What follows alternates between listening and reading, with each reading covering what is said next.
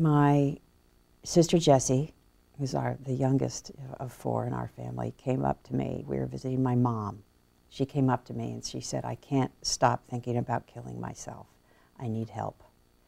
And everything kind of jerked into place for me. I mean, and we got her help, and she was finally properly diagnosed when she was 50 years old. So a lot of water had gone under that bridge. She had fallen through the cracks of our family. And the thing that is amazing to me, and therefore I think what happens in my family probably happens in millions of other families. We just had no vocabulary for mental illness, even though my dad was a doctor. And then Jessie's son, Kalen, had actually been diagnosed with schizophrenia, and he had been in a hospital for 2 years. And it still didn't kind of click in, you know? It's just so foreign, or it just was something that we didn't talk about. But when Jess came up to me, and then later when both Kalen and Jessie said, "Can you, with your, high-profile life, help in some way?" I said, "Well, this has been under my nose for a disturbingly long time," and I made the decision that this is what I would do with the time for nonprofit. 1 in 6 adults has a mental illness. And we face a stigma that can be as painful as the disease itself. Change a mind about mental illness, and you can change a life. For much of your life, you've been living in the public eye. What was it like, though, for you to take this very personal family issue, this secret that some people may have viewed it as, and bring that to life and take your sister and your nephew along with you in that journey? When I decided that the messaging is probably where I could be most useful, my first call was to Jessie and also to Kalen, saying, "I'm not going to do it without you. And so it's up to you. Are you willing to basically reveal that you live with a mental illness in a national campaign?" And they, without hesitation, said yes. And when you put yourself in their shoes, that is a huge act of courage.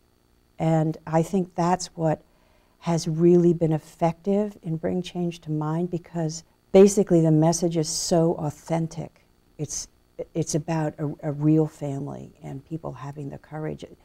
I don't like to appear publicly without either Jessie or Kalen, because we're so celebrity crazy in this country.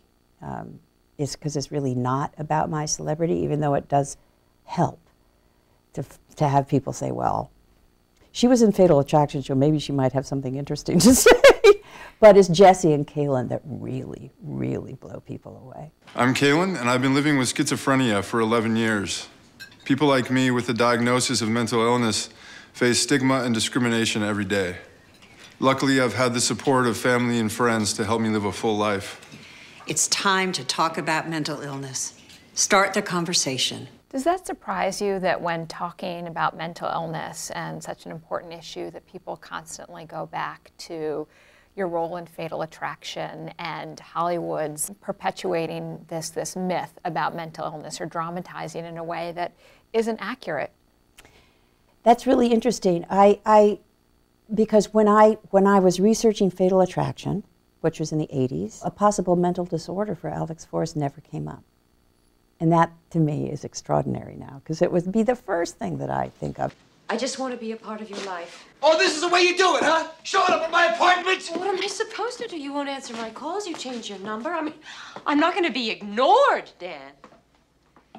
In fact, when I am doing a character who has maybe some kind of different kind of behavior, I always think, well, is there possibly something going on that might be a mental disorder, because it's so prevalent and it can inform behavior even though people might not know about it. What's that like for you to have built your career in the entertainment industry, incredibly high profile, and you have this extraordinary influence to unlock a dialogue where strangers are coming up to you and sharing their personal story? Had you ever experienced anything like that before? And what's that like for you personally to have such influence often in unexpected ways or to a scale you may not have imagined. There is a strange phenomenon that happens when you're in movies or television or stage or all three, that somehow it gives you a credibility with people that, you know, you wouldn't have had without it. Often people will come up to me and say, "Are you who I think you are?" Are you who I think you are? It always makes me feel very shy and embarrassed because I don't quite, and you don't want to say, well, you know, who do you think I am? But so I take that with a grain of salt because I think a lot of times, you know, people don't really know you, but I respect the fact that I suppose it's my choices, the things that I've done as an actress that make them feel they can trust me and that maybe I speak authentically. So it's very important to me to stay totally authentic. If you were to write a letter to yourself of 20 years ago, what would have been the one piece of advice you would have given yourself at that moment in time? 20 years ago. Well, don't lose track of your family. Family is so important, and we were so dispersed for so long. We've never been a family that has been near each other, you know, ever.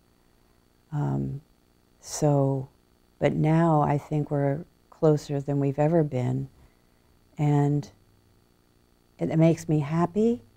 It also makes me wish that there were times earlier that we could have really, really spent together.